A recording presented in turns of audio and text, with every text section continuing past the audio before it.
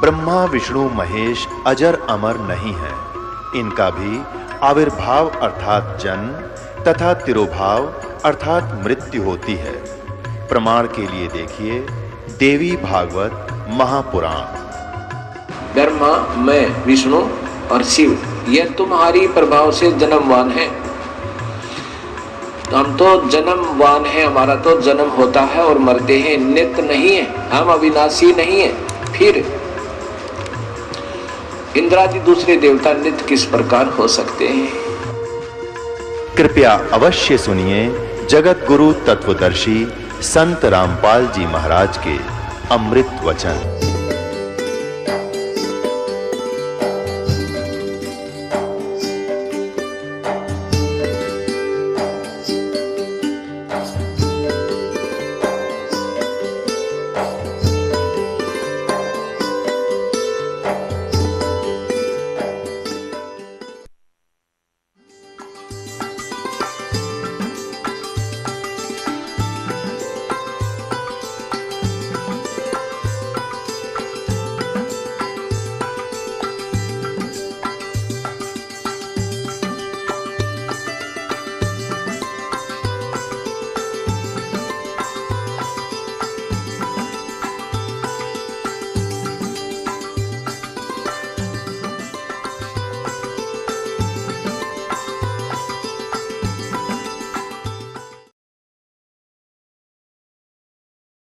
और रविदास जी को और कबीर साहब को सिकंदर लोधी ने अपने ही हाथी की अंबारी में बैठा लिया ऊपर। रविदास जी चंवर कर रहे थे भगवान कबीर साहब के ऊपर, तो सिकंदर लोधी ने कहा कि भक्त, आप तो रोज ही सेवा करते हो, दास को सेवा का मौका दो। दिल्ली का बादशाह भगवान के ऊपर एक सेवादार की तरह चंवर कर रहा है और कबीर साहब बैठे हैं और हाथी पूरे मेले में प्रवेश कर जाता है। सब पूछ रहे हैं कबीर कौन है? कहने लगे वो सिकंदर लोधी राजा जिस पर चंवर कर रहा है, ये परमात्मा है, ये है वो कबीर जी। सारे मेले में घूम का पुण्यात्मा फिर आगे वहाँ पर जहाँ परमात्मा दूसरे रूप में बैठे थे, केशव रूप में, और वहाँ जब परमात्मा कबीर जी हाथी से नीचे उतरकर टेंट में प्रवेश करने लगे तो अपने आप एक पलंग आया सतलोक से, सफ़ेद, और सफ़ेद उसके ऊपर आसन बिछ गया। चारों तरफ हीरे पन्ने जड़े हुए उसकी जैसे गोटे पे में कोया करे ऐसे लग गए चारों तरफ, देखते ही देखते, और परमात्मा उस पर विराजमान हो गए। टेंट को चारों तरफ से खुलवा दिया और कम से कम कहते हैं 24 घंटे तक परमात्मा और दूसरे रूप में बैठे केशव, उन दोनों की आपस में वार्ता हुई और लाखों लोगों ने सत्संग सुने भगवान के। वो तो बहाना था, उसके बच्चे हैं, वो सबका पालन वही करता है। भंडारा काशी में कर लेते, घर घर में खिलाना उसी ने है, और उसके बहाने उनको इकट्ठा करना था, क्योंकि परमात्मा के लिए जो निकले हैं साधु संत भक्त, जो कहीं आश्रम में रह रहे हैं या घर पे भक्ति करते हैं, वो भक्त हैं और परमात्मा उनको खोज रहा है, लेकिन ये मिसगाइड किए हुए संत उनको गुमराह रखते हैं। तो वहाँ परमात्मा ने एक तीर से कई शिकार कर दिए, अपना सामर्थ्य दिखाया। भगत ऐसा हो, भगत के साथ भगवान इतनी साथ देता है। और वहाँ सत्संग सुनाया, लाखों लोगों ने दीक्षा ली उस कबीर भगवान से और उनका भविष्य उज्जवल किया। अब जब सारा कुछ काम हो लिया, सब भोजन करा लिया, शेष बचे सामान को टेंट को लाद कर बैलों पर, सब बंजारे जो सतलोक से आए थे वो चल पड़े। जब दरिया गंगा को पार करने लगे तो गंगा का पानी घुटनों हो गया, नहीं तो भरी चल थी। सब पार हो गए। सिकंदर लोधी खड़ा है, शेख तकी खड़ा है, केशव और परमात्मा कबीर जी वहीं खड़े हैं, और भी सैकड़ों अंगरक्षक राजा के विद्यमान थे। अब उधर से क्या होता है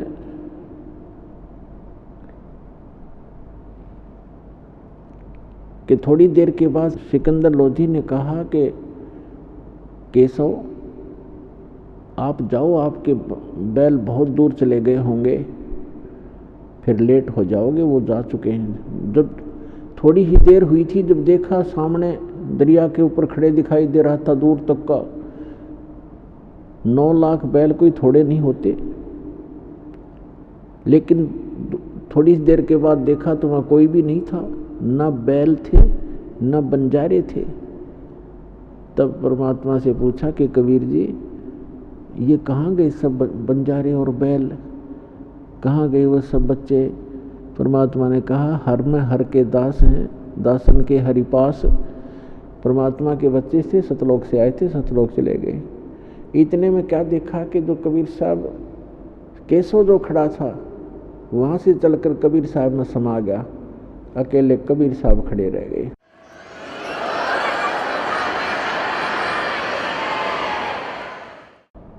तो पुण्यात्माओं, यहाँ परमात्मा कहते हैं, साईं इतना दीजिए जिसमें कुटुंब समावे, और हम भी भूखे ना रहे, अतिथि ना भूखा जाए। तो परमात्मा कहते हैं कि ऐसे आप मेरे पर विश्वास करो, मैं बता रहा हूँ, ऐसे भक्ति करो।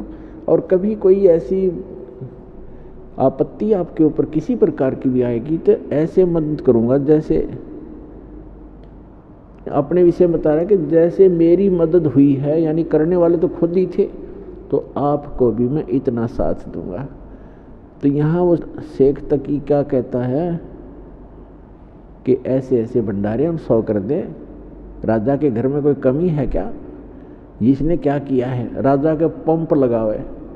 तो यहाँ परमात्मा कहते हैं कि कोई कहे जग जोनार करी है, कोई कहे महोछा, और बड़े बड़ाई करा करे गाली का डोछा। एक तो महोछा होता है, जैसे किसी का माता पिता मृत्यु हो जाए, उसको फिर ये पंडित गुरु लोग बताया करते हैं, इतने कपड़े ला, इतना फलाना कर, इतना फलाना कर, वहाँ जाकर ऐसे ब्राह्मण जमा दे। कहते हैं उनके लिए वो मजबूरी में फॉर्मलिटी सी करता है कि ये करनी पड़ेंगी, इतने कपड़े खराब शराब से 500 लाने पड़ेंगे, उसको तो कहते हैं महोछा। और एक होती जगजोनार, जो खुशी में, जैसे किसी का लड़का हो जाता था तो वो अपनी खुशी तो खुले हाथ से पैसा लगाता था, तो उसको जौनार बोलते थे।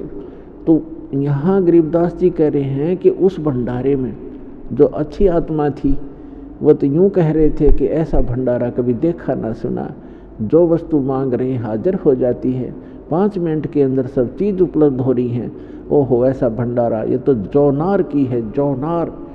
और शेख तकी कहे इसने क्या किया, तो महोछा किया, महोछा। तो यहाँ कहते हैं परमात्मा कि कोई कहे जग जौनार की है, और कोई कहे महोछा, बड़े बड़ाई करा करे और गाड़ी का डोछा।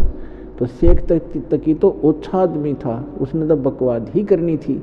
और बड़े बड़े होते हैं, विशाल हृदय वाले जो व्यक्ति होते हैं, वही बड़ाई कर सकते हैं दूसरे की। दूसरे की बड़ाई करना अच्छे व्यक्ति के बस की बात नहीं। तो पुण्यात्माओं, आपका सौभाग्य है, ऐसे भगवान में आपका संयोग हो गया है। विश्वास रखना, इसकी एक एक बात को आधार बना कर रखना, और जब भी कोई दिक्कत आओगी दाता खड़ा पाओगा आपको, और कोई आपत्ति आप आने नहीं देगा, सदा साथ रहेगा। भक्ति करो, मोक्ष कराओ। बोलो सतगुरुदेव की जय हो।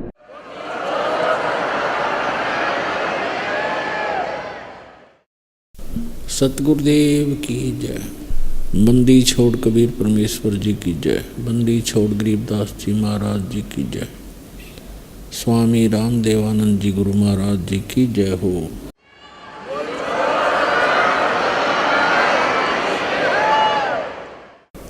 गरीब नमो नमो सतपुरुष को नमस्कार गुरु के नहीं। सुर नर मुनि जन साधुआ संतों सर्वस्ती नहीं। सतगुरु साहेब संत सब डंडो तुम प्रणाम। आगे पीछे मध्य हुए तिनको जा कुर्बान। नराकार निर्विषम काल जाल वैभंजनम निर्लेपम निज निर्गुणम अकल अनोवेशंदनम। सोहम सुरति समाप्तम सकल समाना निर्तल। उज्ज्वल हिरंबर हरदमं बेपरवा अथाह वार पार निमध्यतम। गरीब जो सुमरय सिद्ध होई गणनायक गलता ना करो अनुग्रह सोई पारस पद परवाना। आदि गणेश मनाऊँ गणनायक देवन देवा, चरण कमल लोलाऊँ आदंत करूँ सेवा। परम शक्ति संगीतम रिद्धि सिद्धि दाता सोई, अवगत गुण अतीतम सत्य पुरुष निर्मोही, जगदम्बा जगदीशम मंगल रूप मुरारी, तन मन अर्पों शेषम भक्ति मुक्ति भंडारी। सुर नर मुनि जन ध्यावे ब्रह्मा विष्णु महेशा, शेष शेष मुख गावे पूजय आदि गणेशा। इंद्र कुबेर सरीखा वरुण धर्म राय ध्यावे, समर्थ जीवन जी का मन इच्छा फल पावे।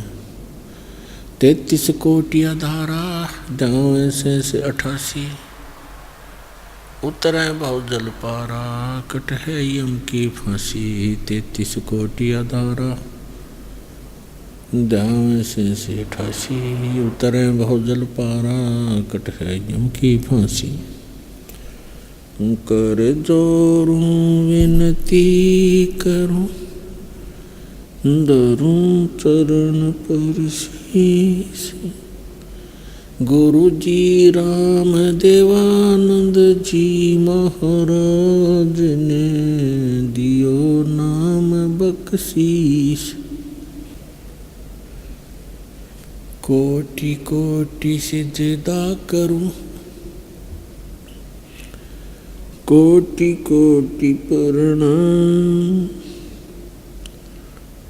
चरण कमल में राखियो मैं बांधी जाम गुलाम। कुत्ता हूँ गुरुदेव का रामपाल दास का नाम, गले प्रेम की जेवड़ी जा खींचो वहाँ जाऊँ। तो करो तो बावड़ो, दूर दूर करो तो जाऊँ। जो राखो तो ही रहूँ, जो देवो सो खाऊँ। परमपिता परमात्मा पूर्ण ब्रह्म सारी सृष्टि के रचनहार कुल मालिक कबीर देव कबीर साहब कबीर परमेश्वर जी की असीम रजा से आप चंद आत्माएं परमात्मा के दरबार में उपस्थित हुए। भक्ति मुक्ति के दाता सतगुरु भटकत प्राणी फिरंदा, उस साहिब के हुक्म बिना नहीं तरवर पात हिलंदा। उस परमात्मा की रजा के बिना एक वृक्ष का पत्ता भी नहीं हिलता। उसी परमेश्वर की रजा से, उसी की कृपा से आप सत्संग में पहुंच पाए हो। अन्यथा आज के इस कलयुग में किसी व्यक्ति को चैन नहीं, एक पल का टाइम नहीं, अपनी ही रोजी रोटी के लिए दिन रात इस अनमोल जीवन को लगाए रखता है। होता वही है जो उसके प्रारब्ध में किस्मत में लिखा हुआ होता है, प्राप्त वही होता है। लेकिन सत्संग के बिना ज्ञान नहीं होता, और ज्ञान के बिना फिर परमात्मा की तड़फ नहीं बनती।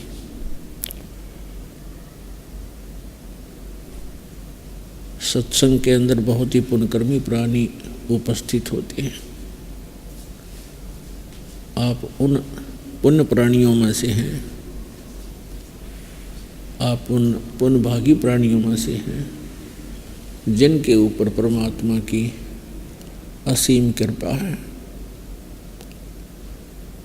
आपको वो स्थान मिला, आपको वो ज्ञान मिला, आपको वो भगवान मिला जिसके लिए हम अभी तक तड़फ रहे थे। ऋषि मुनियों ने सारा जीवन न्यौछावर कर दिए, राजाओं ने राज भी त्याग दिए, जंगल में जाकर भक्ति के लिए सारा जीवन लगा दिया, लेकिन ये वस्तु उनको नहीं मिली जो आज आपको सहज में प्राप्त हो रही है। धन्य हैं आप और धन्य हैं आपके माता पिता जिनसे आपका जन्म हुआ, क्योंकि अच्छी आत्माओं का जन्म अच्छे ही माता पिता से होता है। तो पुण्यात्माओं, सौ शुक्र मनाया करो परम पिता परमेश्वर कबीर जी का कि हे दाता आपने कैसे दया करी, हम अज्ञानियों को ज्ञान दिया, पापियों का पाप नाश करने का विधि बताई, तरीका बताया।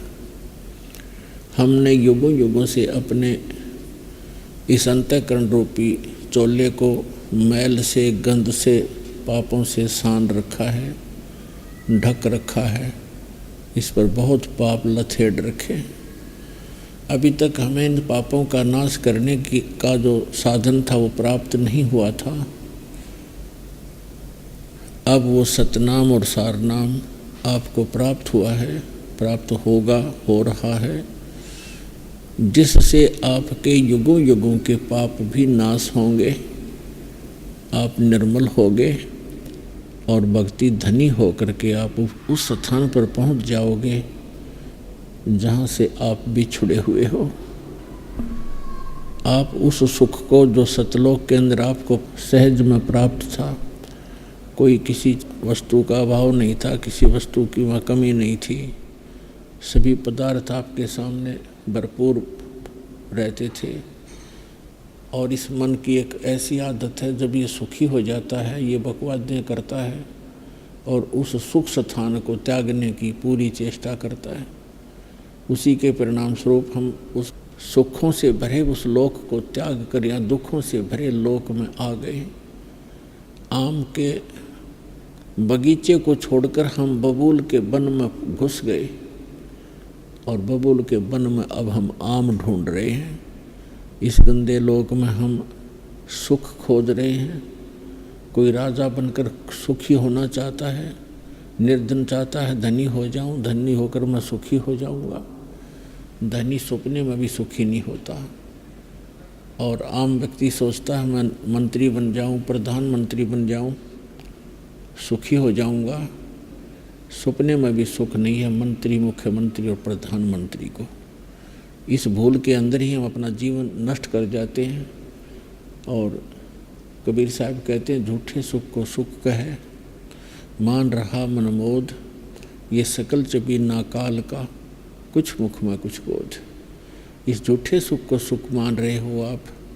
किसी को अधिक दुख है, उससे कुछ हमें कम दुख है, उसको हम सुख मान बैठे हैं।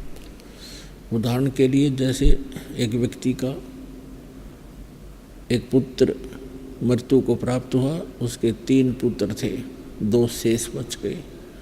बुरी तरह रो रहा था, टक्कर मार रहा था। शोक व्यक्त करने के लिए बहुत से व्यक्ति आ रहे थे। शोक व्यक्त करने वालों में से एक व्यक्ति ऐसा था जिसका एक ही पुत्र था और वो भी कुछ समय पहले मृत्यु को प्राप्त हो चुका था। तो अन्य सांत्वना देने वालों ने बताया कि देख भाई, इस व्यक्ति को देखकर ही तू कुछ संतोष कर ले। आपके तो 2 पुत्र शेष बचे हुए हैं, एक ही की मृत्यु हुई है और देखिएगा ये एक ही पुत्र था और उसकी भी मृत्यु होगी, इसने भी संतोष करना पड़ा। तो उस व्यक्ति को कुछ राहत मिली, रोना बंद कर दिया कि ये सोचकर कि इससे तो मैं सुखी हूँ, क्योंकि मेरे 2 पुत्र तो शेष बचे हैं, इसका इकलौता ही पुत्र था, वही मृत्यु को प्राप्त हुआ। तो यहाँ परमात्मा कहते हैं, हम थोड़े दुख को सुख मान रहे हैं अन्य की तुलना में। यदि हम थोड़े दुखी हैं तो हम इसको सुख मान बैठे कि मैं इससे तो मैं सुखी हूँ। तो ये सुख नहीं है, ये तो विकल्प है कि और कोई तरीका नहीं हमारे पास। हमारी मजबूरी है इस तरह अपना मन रटने की। इसका विकल्प ये है कि परमात्मा का नाम जपो, सत भक्ति करो, भगवान से डरो, पापों से डर कर रहो, किसी की आत्मा मत दुखाओ। क्योंकि आत्मा परमात्मा का अंश है और आत्मा किसी की दुखी होती है तो भगवान दुखी होते हैं। तो इसलिए मनसा वाचा कर्मणा कभी भी किसी की आत्मा को कष्ट नहीं पहुंचाना चाहिए। संभव हो सके तो राहत दे, और नहीं राहत देने की नीयत है, किसी को सुख नहीं दे सकते तो दुख देना कभी मत सोचो, सपने में भी ना सोचो। इसलिए सत्संग में आकर के आपको ज्ञान दिया जाता है, समाधान बताया जाता है, भगवान बताया जाता है, उस सच्चा नाम बताया जाता है, जिससे आपका मोक्ष होगा। पुण्यात्माओं, जिस लोक में आप रह रहे हो यो लोक काल भगवान का लोक है। अभी तक आपको ज्ञान था ही नहीं भगवान की भक्ति की तरफ में। कोई पूजा कर रहा था, कोई कर रहा था। जहाँ हम जाते थे वहाँ लाखों का समूह होता था। हनुमान जी के गए, बालाजी गए, वहाँ पर भी ऐसे ही। वैष्णो देवी पर गए, वहाँ पर भी सब ऐसे ही लाखों की संख्या में। अन्य किसी भी तीर्थ धाम पर जाते हैं, कई हजारों की संख्या में श्रद्धालु वहाँ श्रद्धा से गए हुए होते हैं। तो हम सभी ये सोच लेते हैं कि जो इतने व्यक्ति यहाँ आ रहे हैं तो ये साधना बिल्कुल सही ही है, इसलिए हमें कोई ऑब्जेक्शन बना नहीं। तो अब पता चला इस परमात्मा के दिए हुए ज्ञान से, उस तत्व ज्ञान से जो गॉड गिवन है, वो यथार्थ ज्ञान है। वो चाहे हमें अपने पुराने ज्ञान के विपरीत लगे, लेकिन वो सत्य है। हमने असत्य ग्रहण किया हुआ है, इसलिए सत्य भी कुछ दिनों के लिए हमें सुहाता नहीं, अच्छा नहीं लगता। इसका तरीका यही है कि बार बार उस सत्य को सुने। असत्य ज्ञान हमने बहुत सुन लिया, इसलिए हमारे हृदय में समा चुका है, कोई ऑब्जेक्शन रहा नहीं। तो इस तत्व ज्ञान को भी, सत्य ज्ञान को भी बार बार सुनेंगे तो पुराना जो रंग है वो समाप्त हो जाएगा, नया रंग चढ़ जाएगा। और ये सत्य है, ये कभी मिटने वाला नहीं है। वो असत्य था, उसका नाश जल्दी हो जाता है, असत्य जल्दी नष्ट हो जाता है।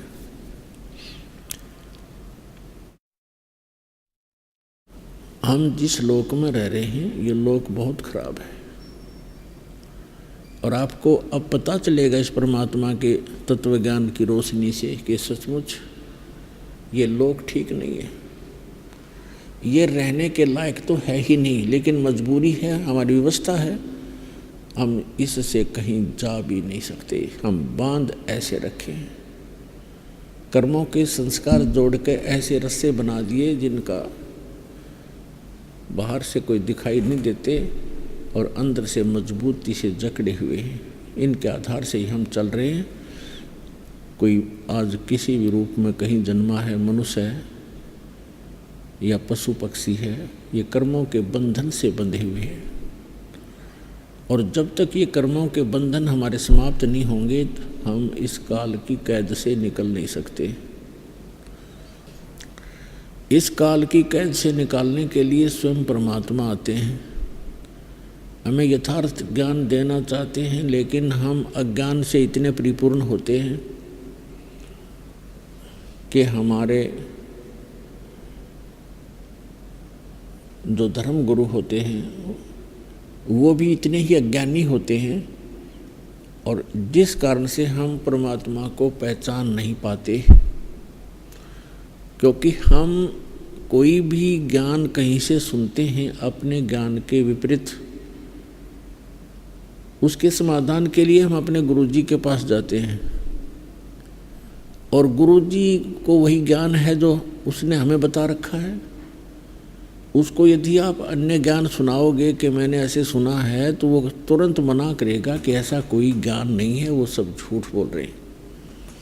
अब शिष्य के पास विकल्प नहीं, गुरुजी ने बोल दिया तो ठीक है, ये सही कह रहे होंगे। तो यही कारण रहा कि आज तक हम अपने भगवान से और इस तत्व ज्ञान से अपरिचित और वंचित रहे। अब परमात्मा ने दया करी सतगुरु आए दया करी, ऐसे दीन दयाल, बंदी छोड़ वृत्तास का, जठरगनी प्रतिपाल। सतगुरु आए दया करी, ऐसे दीन दयाल, और बंदी छोड़ वृद्धतास का, जठरगनी प्रतिपाल। परमात्मा स्वयं एक सतगुरु का रूप बनाकर, तत्वदर्शी संत का रूप बनाकर इस काल के लोक में आए।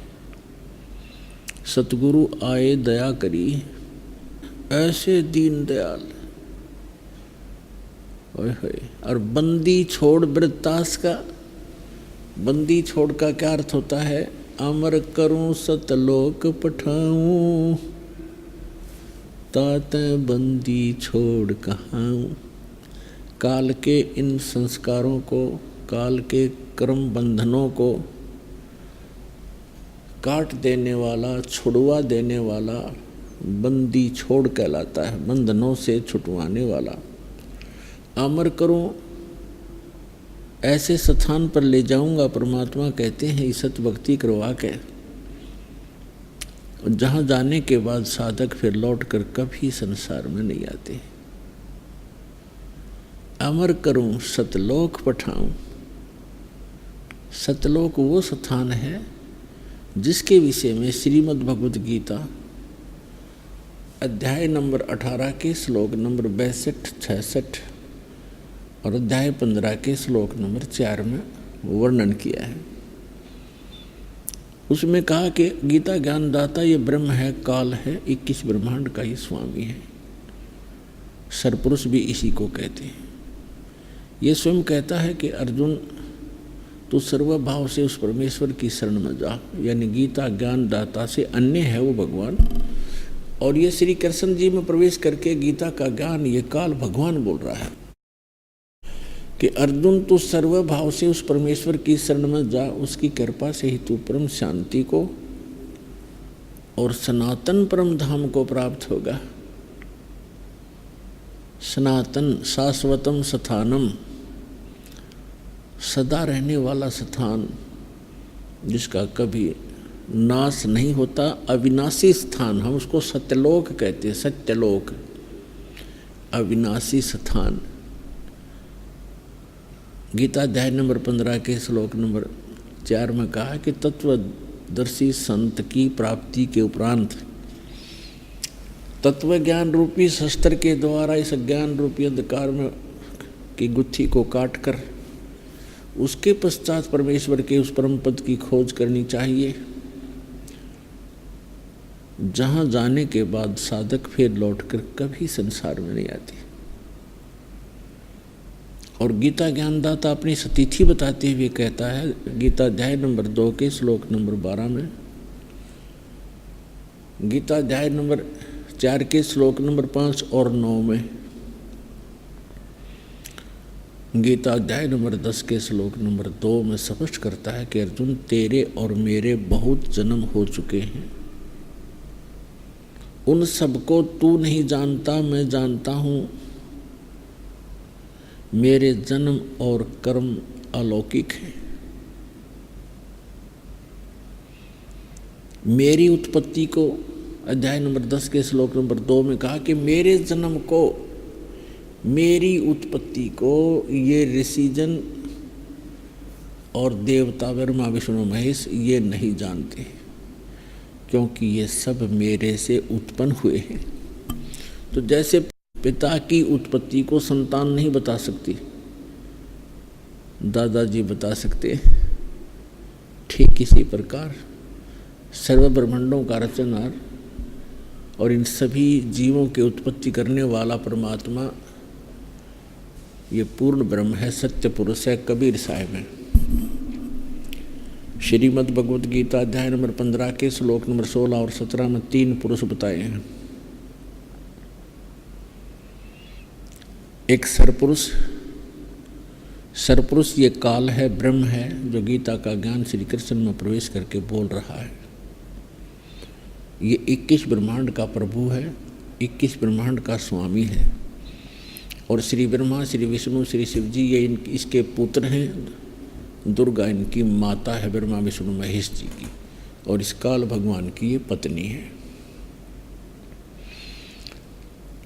और ब्रह्मा जी रजगुण हैं, विष्णु जी सतगुण और शिव जी तमगुण हैं।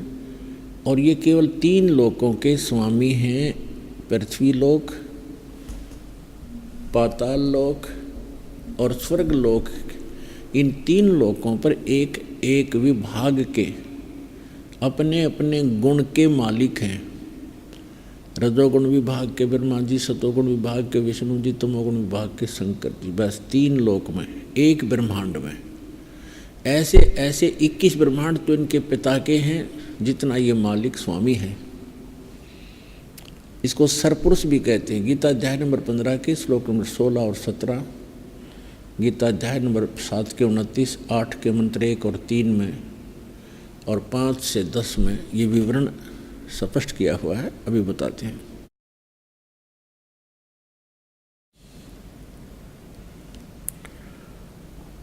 गीता अध्याय नंबर 15 के श्लोक नंबर 16 में 3 पुरुष हैं। पुरुष माने प्रभु, स्वामी। एक सरपुरुष है, ये 21 ब्रह्मांड का स्वामी है। दूसरा अक्षर पुरुष है, जिसको परब्रह्म भी कहते हैं। ये इसको अक्षर ब्रह्म भी कहते हैं, अक्षर पुरुष भी कहते हैं। ऐसे ही सरपुरुष जो काल है, इसको सरब्रह्म भी कहते हैं, किस ब्रह्मांड का स्वामी। और परम अक्षर पुरुष, परम अक्षर ब्रह्म, ये परब्रह्म कहो और अक्षर पुरुष कहो, ये 7 शंख ब्रह्मांड का स्वामी है। 7 नील पद्म शंख, ये इतना स्वामी है। और ये दोनों सरपुरुष और अक्षर पुरुष तथा इनके अंतर्गत जितने प्राणी हैं, ये सभी नासवान हैं। जीव आत्मा तो किसी की नहीं मरती, वो तो विषय अलग है। इसलिए गीता अध्याय नंबर 15 के श्लोक नंबर 17 में तुरंत कहा है कि अर्जुन, उत्तम पुरुष है तू अन्य, परमात्मा इति उदारते। ये लोकतरम अविश्य विवर्ती अवैश्वर है। तुरंत कहा है कि इन दोनों से, सरपुरुष से और अक्षर पुरुष से, कोई और है, अन्य है, जो उत्तम पुरुष है, पुरुषोत्तम, श्रेष्ठ परमात्मा, श्रेष्ठ प्रभु। और परमात्मा इति उदारते हैं, उसको परमात्मा कहा जाता है। परमात्मा की जो परिभाषा होती है, परम माने श्रेष्ठ, आत्मा माने आत्मा। तो श्रेष्ठ आत्मा वही होता है जो किसी को कभी दुख ना दे, केवल सुख ही सुख दे, उसको परमात्मा कहते हैं। तो हम गलती से यहाँ के भगवान इस सरपुरुष को भी परमात्मा कहते हैं। परमात्मा माने हमसे उत्तम है, श्रेष्ठ है, तगड़ा है, बलवान है, इसलिए इसको परमात्मा मानना हमारी मजबूरी बन गई। पर वास्तव में ये परमात्मा नहीं है, सरपुरुष। ऐसे अक्षर पुरुष ये भी परमात्मा नहीं है। परमात्मा केवल एक ही है, परम अक्षर पुरुष, परम अक्षर ब्रह्म, जो सारी सृष्टि का रचनहार है, सबका उत्पत्ति करता है और सतलोक में रहता है। वहाँ से गति करके आता है, अच्छी आत्माओं को मिलता है, उनको ज्ञान देते हैं भगवान, और फिर सतलोक से परिचित करा के उनको अपना गवाह बनाकर छोड़ जाते हैं। उन महापुरुषों का ज्ञान और सभी सदग्रंथों में प्रमाण एक जैसे हैं, तो फिर हमने भगवान पहचानने में आसानी बहुत हो जाती है। तो गीता अध्याय नंबर 15 के श्लोक नंबर 17 में स्पष्ट किया है कि उत्तम पुरुष है तू अन्य, परमात्मा इति उदारते। और ये लोग तरम अवैश्य विवर्ती अवैश्वर, जो तीनों लोकों में प्रवेश करके सबका धारण पोषण करता है। जैसे गीता अध्याय नंबर 15 के श्लोक नंबर 1 से 4 में है कि ऊपर को जड़ और नीचे को तीनों गुण रूपी शाखा वाला ये उल्टा लटका हुआ संसार रूपी पीपल का वृक्ष जानो। जो संत इसके सभी विभागों से परिचित है वो तत्वदर्शी संत है। तो परमेश्वर स्वयं सतगुरु बनकर आए थे, उन्होंने यथार्थ ज्ञान दिया था कि अक्षर पुरुष एक पेड़ है, सरपुरुष वाकी डार और तीनों देवा शाखा है ये पात रूप संसार। तो यहाँ जो 15वें अध्याय के 17वें श्लोक में गीता जी में कहा है 3 पुरुष हैं, उत्तम पुरुष है तू अन्य, 17वें में वो कौन है, इसका प्रमाण हम यहाँ से लेंगे गीता अध्याय नंबर 7 के श्लोक नंबर 29 में। गीता ज्ञानदाता कहता है कि मैं जो ज्ञान दे रहा हूँ अर्जुन, जो इसको आश्रय बना लेता है, इस ज्ञान को आधार बना लेता है। चौथे अध्याय के 32 और 34 श्लोक में कहा है कि तत्वदर्शी संत की भूमिका करने के लिए स्वयं परमेश्वर आते हैं। वो अपने मुख कमल से यथार्थ ज्ञान, धार्मिक यज्ञों की जानकारी, अनुष्ठानों की जानकारी आप ही विस्तार से बताते हैं। वो परमात्मा के मुख से उच्चरित वाणी में, सच्चिदानंद घन ब्रह्म की वाणी में विस्तार के साथ कहे गए हैं। वो तत्व ज्ञान है जो भगवान ने खुद बोला है। उस तत्व ज्ञान को तू तत्वदर्शी संतों के पास जाकर समझ। चौथे अध्याय के 34वें श्लोक। उनको दंडोत प्रणाम करने से, कपट छोड़कर नम्रतापूर्वक प्रश्न करने से वो तत्वदर्शी संत तुझे उस परमात्म तत्व का ज्ञान कराएंगे। तो उसमें बताया है कि तत्वदर्शी संत की खोज कर,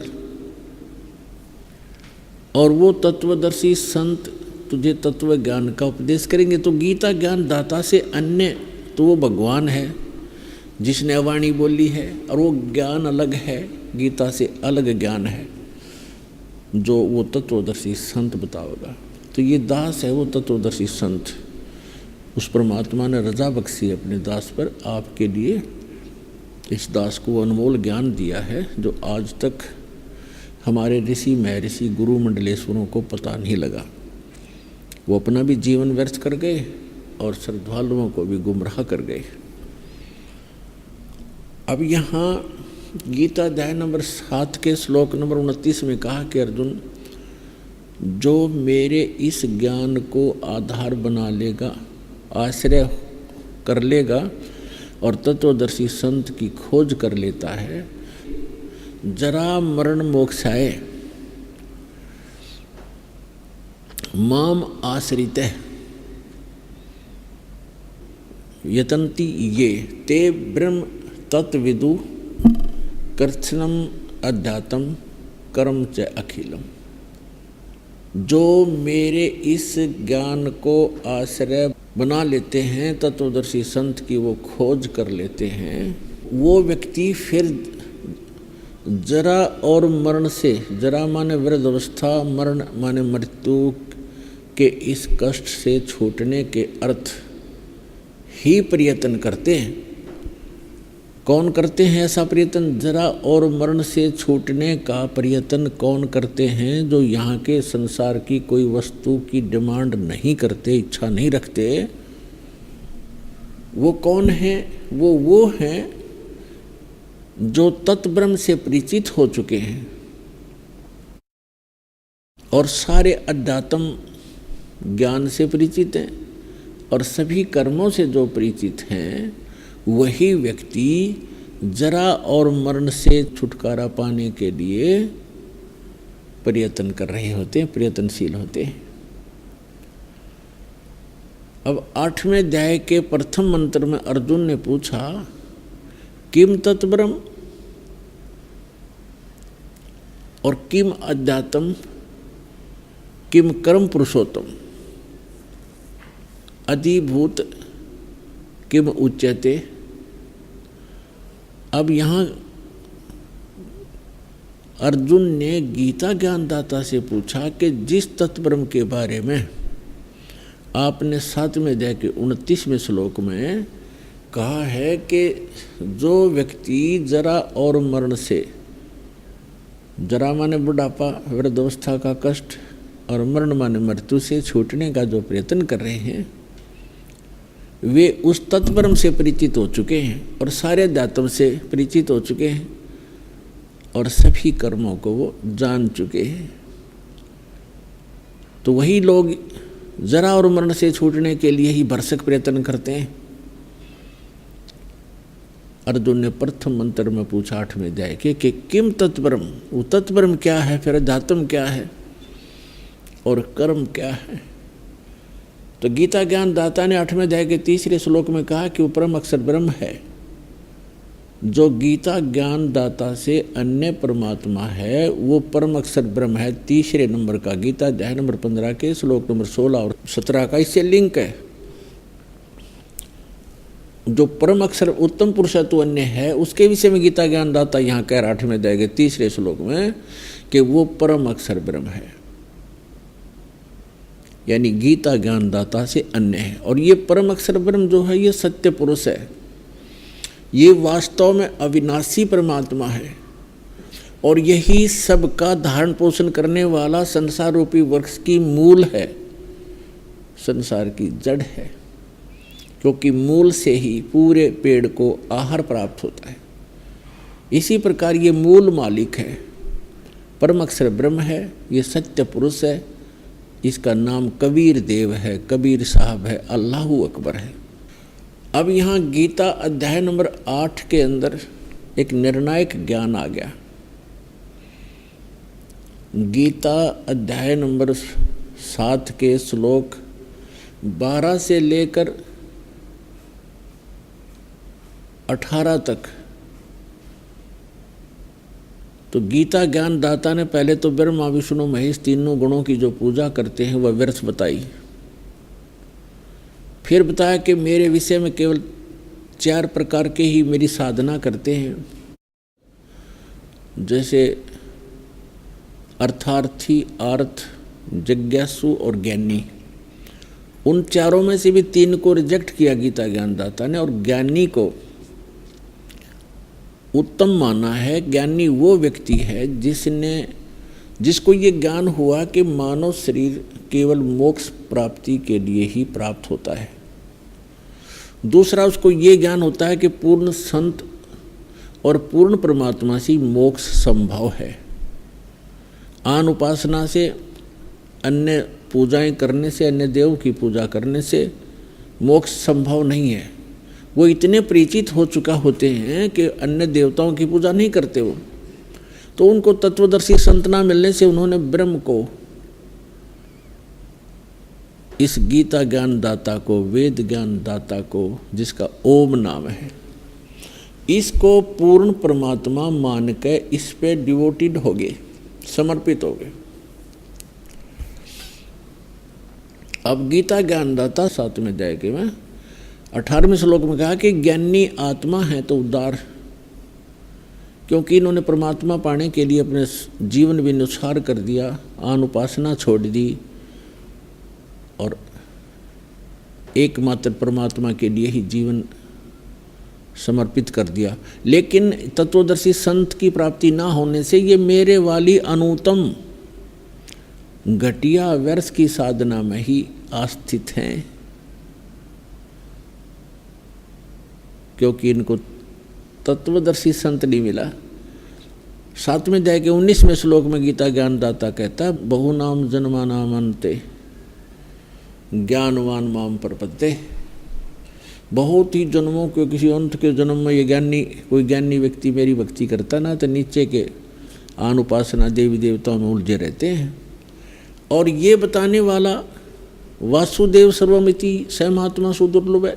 ये ज्ञान देने वाला महात्मा तो बड़ी मुश्किल से मिलेगा अर्जुन, कि वासुदेव ही सब कुछ है। वासुदेव की परिभाषा से भी हम परिचित नहीं थे परम पुण्यात्माओं। हम श्री कृष्ण जी को वासुदेव मान रहे थे ये, और हमारी दूसरी अज्ञानता ये थी कि हम श्री कृष्ण जी को गीता ज्ञान दाता मान रहे थे। यदि गीता ज्ञान दाता माने तो ये 7वें अध्याय के 19वें श्लोक में वो ये कहता है कि वासुदेव सर्वम। वो वासुदेव कौन हुआ जिसके विषय में फिर कृष्ण बोल रहा है? यह भी बुद्धि हमारी काम नहीं कर रही थी, क्योंकि हम बालक थे, तत्व ज्ञानहीन थे। तो यहाँ क्या बताया है कि ये गीता ज्ञान दाता काल बोलता है श्री कृष्ण में प्रवेश करके। ये कह रहा है 7वें अध्याय के 19वें श्लोक में कहता है कि वासुदेव सर्वमिति स महात्मा सुदुर्लभ है। अब वासुदेव का अर्थ है जो सबके ऊपर जिसकी सत्ता हो और ऑल कंट्रोलर।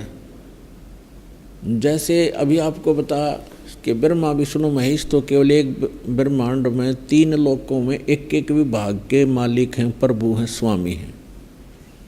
इनका पिता सरपुरुष जिसको काल भगवान कहते हैं, ये 21 ब्रह्मांड का प्रभु है, सर्वव्यापक नहीं है, सबके ऊपर मालिक नहीं है, वासुदेव नहीं है। न ये ब्रह्मा विष्णु महेश वासुदेव हैं।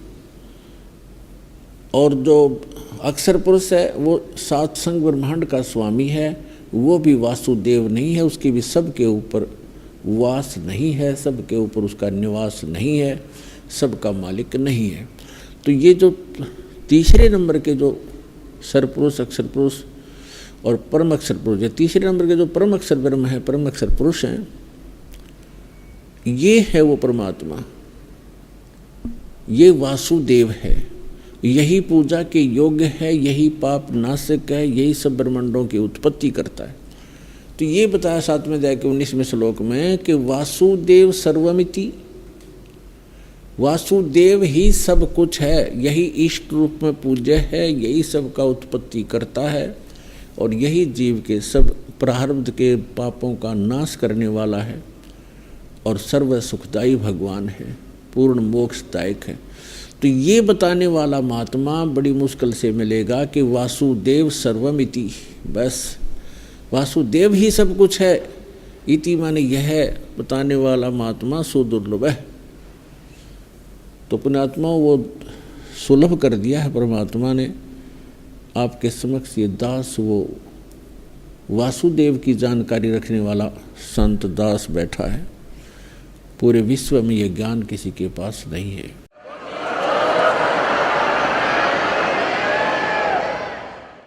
अब इसका लाभ उठाओ। अब हम पुनः आते हैं गीता अध्याय नंबर 7 के अंदर।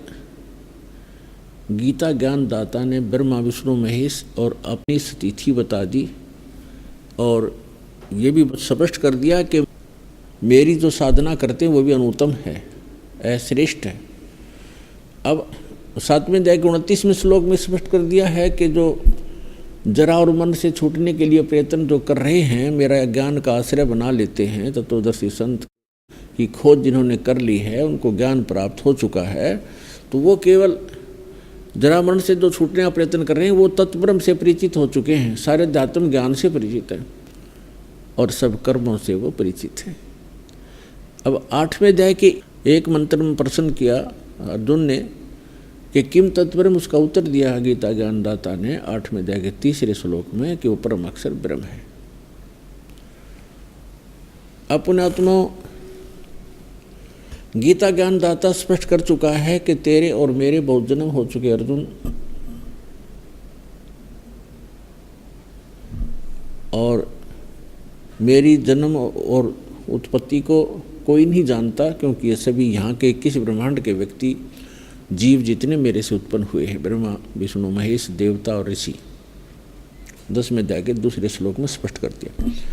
अब यहाँ ये स्पष्ट आ गया, निर्णायक मोड़ पर आ गया है ज्ञान कि गीता ज्ञानदाता 8वें अध्याय के 5 और 7 मंत्र में कहता है कि अर्जुन तू युद्ध भी कर और मेरा सिमरन भी कर, और मुझ में समर्पित होकर मेरी भक्ति करेगा तो मुझे प्राप्त होगा, लेकिन जन्म मृत्यु तेरी भी रहेगी मेरी भी रहेगी, शाश्वत स्थान नहीं मिल सकता।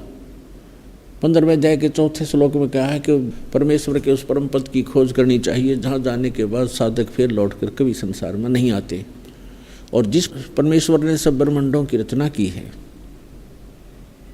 केवल उसी की भक्ति करो, गीता ज्ञानदाता कहता है। तो उसके में लिखा है कि वहाँ जाने के बाद उस परमात्मा की भक्ति करने वाले पुनः लौटकर संसार में कभी नहीं आते, उनका जन्म मृत्यु नहीं होता। तो ये जो वास्तविक मोक्ष है, तो ये गीता ज्ञानदाता स्पष्ट कर रहा है कि मेरी भक्ति से नहीं हो सकता। 8वें अध्याय के 13वें श्लोक में गीता के अंदर गीता ज्ञानदाता कहता है ओम इति एकाक्षरम ब्रह्म व्यवहारण माम अनुसमरण ये परियाति तजन देहम स याति परमाम गतिम। मुझ ब्रह्म का केवल एक ओम अक्षर है, नथिंग एल्स, इसके अतिरिक्त कुछ नहीं।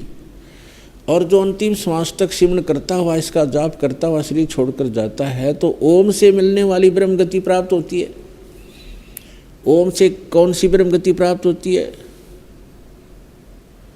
ब्रह्मलोक प्राप्त होता है। श्री देवी भागवत यानी देवी पुराण के अंदर हिमालय को ज्ञान देते समय देवी जी कहती हैं स्वयं के हिमालय, राजा एक ब्रह्म का जाप कर, ओम उसका नाम है, ओम को पाना उद्देश्य रख और सब बातों को छोड़ दे, मेरी पूजा भी मत कर, ओम का जाप कर और उस ब्रह्म को पाने की इच्छा रख, तेरा कल्याण होगा और तू उस परमात्मा को ब्रह्म को पा जाएगा। और वो है ब्रह्म, ब्रह्मलोक रूपी दिव्य आकाश में रहता है। अर्थात ओम नाम का जाप करने वाला ब्रह्म की साधना कर रहा है, वो ब्रह्मलोक में रहता है, तो उसको ब्रह्मलोक प्राप्ति हो जाएगी।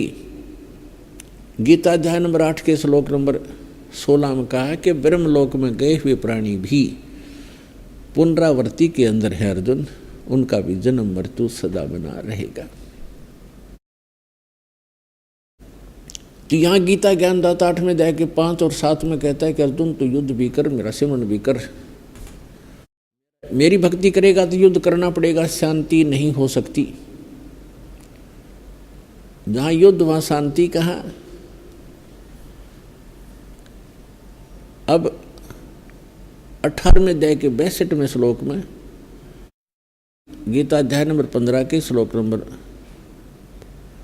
4 में, 18वें अध्याय के 62वें श्लोक में, 18वें अध्याय के 66वें श्लोक में गीता ज्ञानदाता कहता है कि तू सर्वभाव से उस परमेश्वर की शरण में जा, परम अक्षर ब्रह्म की शरण में। उस परमात्मा की कृपा से तू परम शांति को और सनातन परम धाम को प्राप्त होगा और उस स्थान को प्राप्त कर जाएगा जहाँ जाने के बाद साधक कभी लौटकर संसार में नहीं आते।